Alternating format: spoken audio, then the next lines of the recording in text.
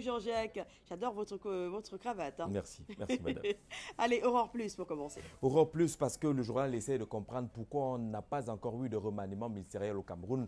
Le travail semble plus sérieux. Le chef de l'État s'est retiré dans son village natal du côté de Vomeka pour peaufiner la copie qui serait plus profonde qu'on l'espérait et qui passerait forcément par une sorte de modification de la Constitution. C'est le journal qui en parle ce matin. Pourquoi Paul Biya va encore modifier la Constitution? C'est le grand titre choisi par le journal de Michel Michaud-Moussala ce matin qui essaie de retracer ou de tracer le chemin que devrait parcourir le texte que le chef de l'État est en train de préparer du côté de Vomeka, un projet de loi qui devrait porter modification à la Constitution qui sera certainement introduit à l'Assemblée nationale au cours d'une session extraordinaire que le chef de l'État s'arrangera à faire convoquer à l'effet d'examiner justement ce projet de loi portant modification à la Constitution dont le point fondamental sera la création d'un poste de vice-président de la République dans notre pays. Il s'agira certainement pour le journal de préparer la succession du président Paul Biya. Il y pense sérieusement, semble indiquer le journal ce matin, avec quelques scénarios qui sont d'ailleurs déployés dans les colonnes de Aurore Plus ce matin. Ce pourrait être un système américain ou nigérian, en se fondant sur quelques exemples précis. L'arrivée de Goodluck Jonathan à la tête du pays, il était d'abord vice-président au décès du président en poste. Il a pris les rênes du pouvoir et organisé des élections à l'issue desquelles justement il a été élu président de la République du Nigeria. C'est le même modèle qui fonctionne du côté des États-Unis d'Amérique. Et si jamais ce modèle est adopté, le chef de l'État, au cas où il n'achevait pas son mandat jusqu'en 2018 à la tête de l'État du Cameroun, il pourrait être remplacé par le vice-président de la République. L'autre scénario, c'est qu'en 2018, il devienne effectivement candidat à cette élection présidentielle-là, flanqué d'un vice-président. Après élection, il démissionnerait et laisser son fauteuil au vice-président. Ce sont des schémas de la succession que serait en train d'élaborer le président Paul Biya, selon le journal de Michel Michaud-Moussala ce matin, qui propose en tout cas quelques axes de cogitation, notamment peut-être le temps des anglophones. Beaucoup semblent être d'accord là-dessus qu'après 50 ans d'un régime ou d'un règne francophone, il serait peut-être temps aujourd'hui de voir les anglophones accéder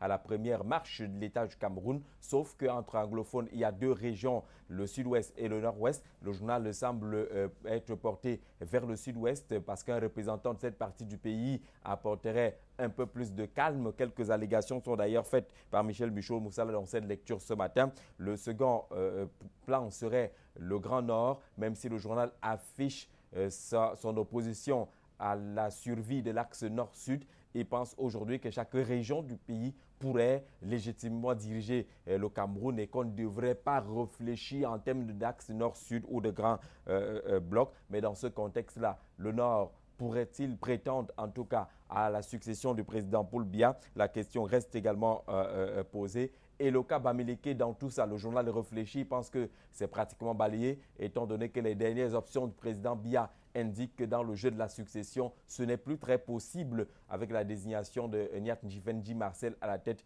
du Sénat camerounais. Et le littoral, est-ce qu'on peut également jouer sur le littoral? Quelques noms sont avancés, mais la bataille justement se situe au niveau de ces représentations ethniques assez minoritaires, selon le journal ce matin, qui finit sa lecture en s'interrogeant sur le cas de la région du centre où quelques noms sont avancés, notamment René Emmanuel Sadi. Le Messager, pour sa part, s'intéresse au réaménagement avec quelques incongruités. D'ailleurs, le journal parle ce matin des inepties. Le Premier ministère réaménage le gouvernement sur son site web. C'est le grand titre choisi par le journal Le Messager ce matin qui relaie un peu quelques inquiétudes, non seulement de la presse internationale, mais aussi la presse nationale et quelques observateurs qui ont eu à parcourir justement le site officiel du gouvernement du Cameroun pour constater justement qu'il y a des choses qui ne sont pas clairement indiquées et expliquées de ce côté-là. Par exemple, sur le site du gouvernement camerounais, on présente le ministre Laurent Esso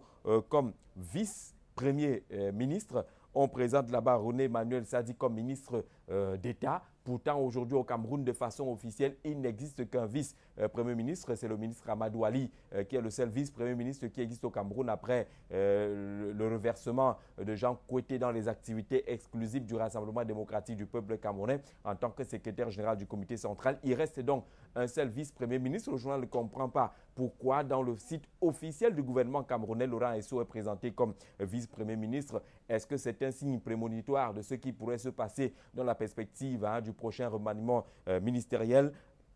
Le ministre René Manuel Sadi qui est présenté comme ministre d'État, et même que dans l'ordre de préséance de ce côté-là, celui qui est ministre d'État se retrouve derrière quelques noms qui ne sont pas du tout des ministres d'État. Il y a aussi l'absence de quelques photographies des membres du gouvernement. Beaucoup de membres du gouvernement n'ont pas de photos sur le site officiel du gouvernement camerounais.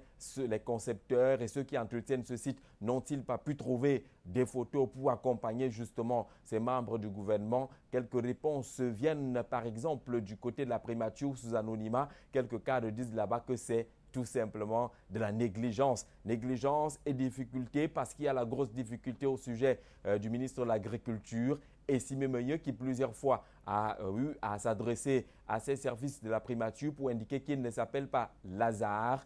Et du côté de la primature, on dit que le texte nommant ce monsieur parle bien de Lazare et Simé Meyeux. Si lui dit qu'il n'est pas Lazare et que le président a parlé de Lazare, qui est finalement le ministre en poste au département de l'agriculture, s'interroge au journal ce matin. Le même journal qui parle également des résultats toujours attendus du conseil de discipline du Rassemblement démocratique du peuple camerounais. Où en est-on finalement avec cette structure installée le 12 décembre dernier, conduite par Peter Mafani Moussonguin? Certaines sources relayées par notre confrère ce matin disent que le travail, semble-t-il, est déjà bouclé de ce côté-là et que la copie a été transmise au président national du RDPC, le président Biya, qui semble ne pas être pressé à agir au sujet justement des propositions qui ont été faites par cette commission ad hoc là. Le journal essaie de tracer quelques scénarios, soit il n'a pas le temps pour se pencher justement sur ce dossier, soit il a effectivement lu le dossier et ne serait pas d'accord ou ne souhaiterait pas justement quelques nouvelles zones de turbulence au sein du RDPC. C'est déjà chaud avec l'organisation de l'opération Épervier. Si maintenant quelques cadres du parti se retrouvent embarrassés à travers les résultats de cette commission ad hoc de discipline, peut-être que le chef de l'État ne voudrait pas allumer un nouveau feu. Et le journal recite encore le président Paul Biya au sujet de la lutte contre les goulots d'étranglement qu'il a évoqué le 31 décembre dernier. Si ça n'évolue pas pour ce qui est du comité de discipline du RDPC, eh bien, lui-même serait également en train d'actionner ce qu'il a critiqué le 31 décembre. Mutation pour sa part, passe au scanner les relations entre Biya et Obama. C'est officiel et tout le monde le sait. La Maison-Blanche a communiqué là-dessus. Le président camerounais Paul Biya fait partie des 47 dirigeants africains appelés à cette première rencontre entre les États-Unis et l'Afrique.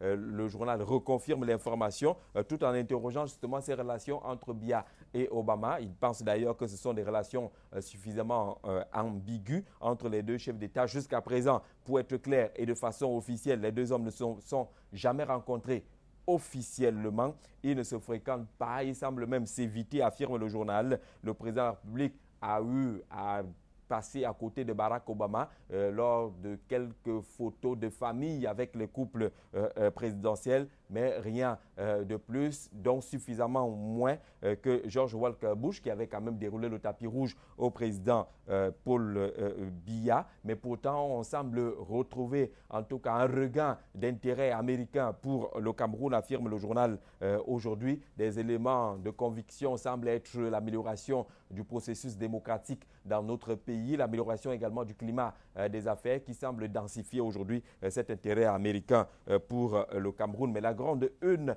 de mutation est consacrée à cette visite annoncée du président nigérian au Cameroun. Goodluck Jonathan pourrait arriver dans les tout prochains jours à Yaoundé, la capitale politique du Cameroun, pour une séance de travail avec son homologue camerounais Paul Biya. Au cœur de cet entretien, semble indiquer le journal ce matin, la sécurité transfrontalière sur les 1700 km pratiquement de frontières entre le Cameroun et le Nigeria. La lutte contre la secte islamiste Boko Haram devrait également meubler ces échanges entre les deux hommes d'État. On sait qu'il y a eu des incidents ces derniers temps et que les deux États ont forcément besoin de l'harmonisation des méthodes de lutte. Le Cameroun a opté pour une méthode un peu plus douce, un peu plus discrète, un peu plus diplomatique. Le Nigeria semble lancer une guerre répressive ouverte contre Boko Haram. Peut-être que les deux pays pourraient s'entendre, mais surtout pour réfléchir sur cet accord de coopération militaire entre le Cameroun et le Nigeria qui n'est pas encore paraphé par les deux pays et qui pourrait aider le Cameroun et le Nigeria à lutter efficacement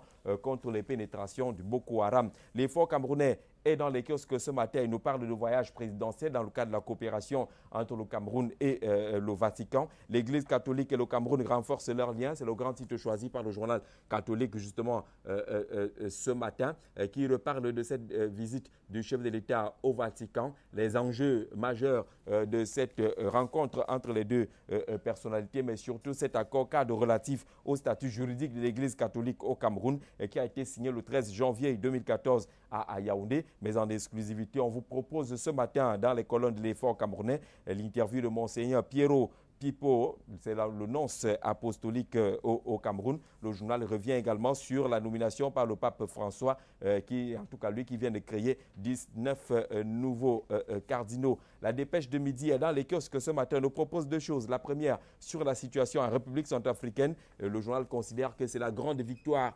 de Paul Biya, compte tenu justement de ce qui a alimenté la situation du côté de la République centrafricaine. Les choix de Paul Biya de ne pas recevoir Djoto Dia, de ne pas participer aux rencontres qui mettaient en scène également Michel Djoto Dia, le refus catégorique justement de le recevoir également du côté de Yaoundé aujourd'hui. Paul Biya est présenté comme un visionnaire et d'où le titre choisi par la dépêche de midi, le journal du pasteur André Christelle Fanga qui parle de victoire ou la grande victoire de Paul Biya. Le journal également fait une sorte de hit parade de ces hommes qui auront marqué l'année 2013 au Cameroun. C'est une grande colonne et de photographies de ces différentes personnalités-là qui auront brillé aux yeux justement du jury de la rédaction de dépêche de midi. On peut reconnaître les premières photographies: Basile Atanakuna, Jean-Claude Mbouetchou, Ange-Michel Anguine, Jean-Baptiste Bokam, le secrétaire d'État à la Défense chargé de la gendarmerie, Françoise Founing, El Hadj Oumarou, qui figuraient parmi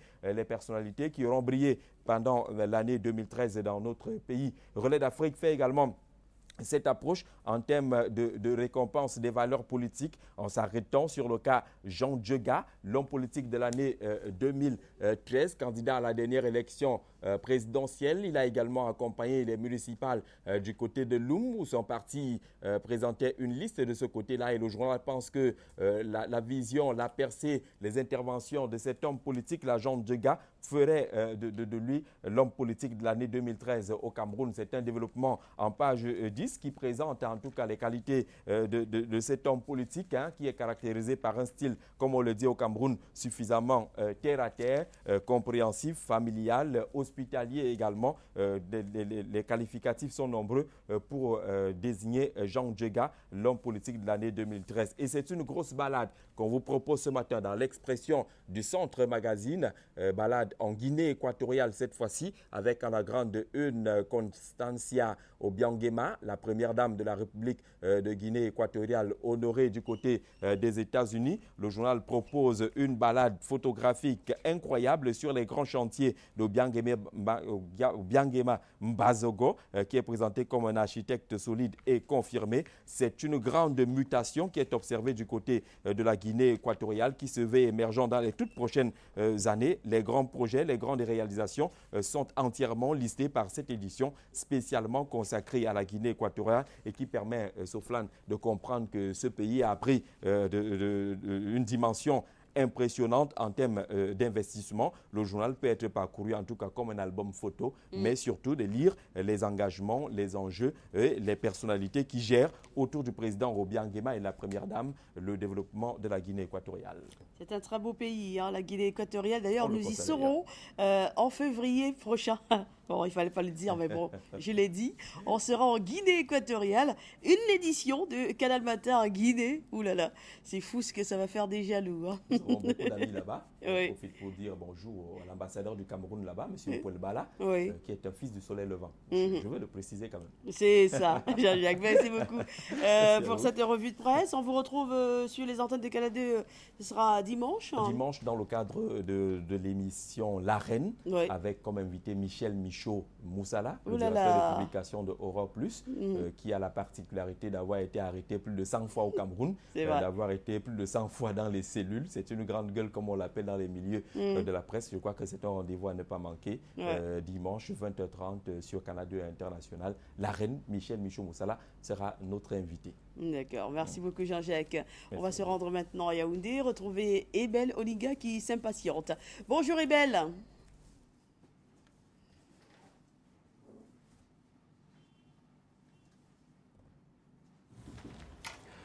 Bonjour Soflane, merci de nous retrouver à Yaoundé dans le cadre de cette seconde partie de la revue de presse, dernière édition de la semaine. Mesdames et messieurs, bonjour et merci pour votre fidélité à ce rendez-vous matinal. Les titres parus ici, Soflane, traitent pratiquement des mêmes sujets dont Jean-Jacques Zé nous a fait écho là-bas à Douala, que je salue en passant.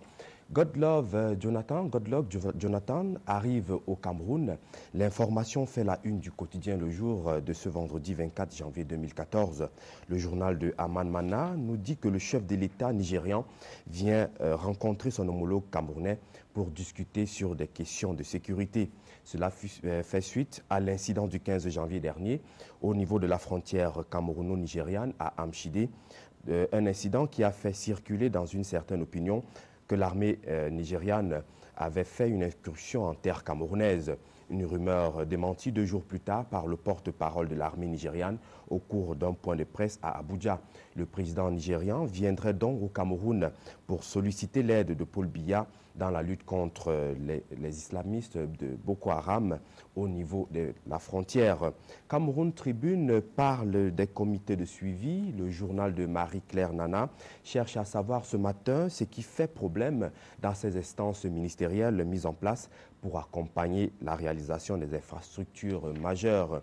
Le quotidien Émergence nous conduit quant à lui dans les rouages du tribalisme au Cameroun. Le journal de Magnus Biaga croit savoir comment on est arrivé là. Dans ce numéro, le quotidien Vert fait une double page entièrement consacrée à la genèse, aux risques et aux pistes de solutions pour sortir de ce fléau qui a atteint dans notre pays une vitesse de croisière. Distribution de l'énergie électrique, le quotidien Émergence dans sa parution, dans sa sous-tribune de ce matin, se demande ce que peut Actis au Cameroun. Le fonds d'investissement britannique Actis, qui a reçu en décembre dernier l'accord du gouvernement camerounais pour la reprise des parts du groupe américain AES Corporation dans le capital de la Sonnelle, peut-il mieux faire que AES? Le journal de Magnus Biaga décrypte le contexte actuel qu'oppose le secteur énergétique au Cameroun et les défis qui attendent Actis. La sous-tribune du quotidien Émergence est également partagée par un sujet d'économie. Le quotidien d'information générale et d'analyse parle de la mise à niveau des entreprises camerounaises avec Chantal et Lombard Mbébey, le directeur du Bureau national de mise à niveau des entreprises camerounaises. Dans une interview accordée à Camille Jefferson, notre confrère du quotidien Émergence, elle parle de la nécessité pour les entreprises de notre pays de prendre conscience qu'elles doivent évoluer. Le sujet fait d'ailleurs la une du quotidien de l'économie de ce matin. Ici, Madame Elomba Mbembe indique que la mise à niveau n'est pas un cadeau de l'Union européenne en rapport aux accords de partenariat économique que notre pays doit signer cette année. La mise à niveau pour elle est un métier. Elle précise également qu'avec ou sans APE, le Cameroun doit mettre ses entreprises à niveau dans la logique de ses objectifs de 2035. Exploitation forestière, le quotidien de l'économie indique pourquoi la redevance forestière est en hausse. Le journal de Thierry Ekouti relève que l'enveloppe de cette redevance au Cameroun va atteindre 20 milliards de francs CFA à la fin de 2014, une augmentation d'environ 50% par rapport à l'année dernière. Entre autres raisons évoquées de cette revalorisation de la redevance forestière annuelle, le passage de 2 500 à 8 000 francs CFA opéré au cours du processus d'appel d'offres concernant 50 nouvelles entreprises, 50 nouvelles autorisations d'exportation sur des superficies moyennes, de moyenne importance. Les détails dans ce numéro à la page 5, page 4. Je vous invite aussi, Soflane, à lire dans le quotidien de l'économie de ce matin des avis d'experts sur la réorganisation des impôts à la 8e page et des éclaircies sur les défis qui s'imposent à la douane camerounaise à la 3e page du journal de la valeur ajoutée. Nous poursuivons cette revue de la presse avec le consommateur camerounais qui reste en économie. Le consommateur prudent veut savoir ce matin ce qu'il faut retenir de la dévaluation du franc CFA 20 ans après. Le journal de Alphonse ici fait l'autopsie de cette opération intervenue le 14 janvier 1994, laquelle opération aura, de ses propos, négativement marqué les consommateurs du triangle national, ainsi que ceux des pays de la zone franc. Le consommateur prudent fait ici une douloureuse évocation de cette action économique majeure qui fut considérée comme la déchéance brutale de l'Afrique au sud du Sahara. Notre santé est en kiosque. Le journal de Irène Sidoni Djamboum s'intéresse à la longue agonie de nos grands hôpitaux. L'enquête, dans l'enquête de ce matin, elle fait une incursion dans les plus grandes formations sanitaires et propose dans ce magazine que le CHU, autant pour moi, par exemple, les personnels soignants agissent en victimes résignées entre la vétusté des infrastructures, des équipements et les insuffisances des matériels de travail qui rendent difficile la prise en charge des malades. À l'hôpital central de Yaoundé, le poids de ses 80 ans pèse sur ses épaules, bien que fragile à cause d'une absence de restructuration. Heureusement qu'il y a un léger mieux à l'hôpital gynéco-obstétrique et pédiatrique de Yaoundé, où la vie a repris son cours normal alors que son voisin de l'hôpital général de Yaoundé est plongé dans un léger coma dû aux réformes entreprises par là et lesquelles n'ont connu meilleure fortune. Grands hôpitaux, comment se soigner avec très peu de ressources? C'est le dossier de notre santé de ce matin. Revue de presse terminée pour ce vendredi. Bon week-end à tous. Espérons nous retrouver, s'il plaît à Dieu, à lundi. Bonne continuation, Souflane. Bon week-end et belle Olinga et à lundi, messieurs, si Dieu le veut, bien sûr.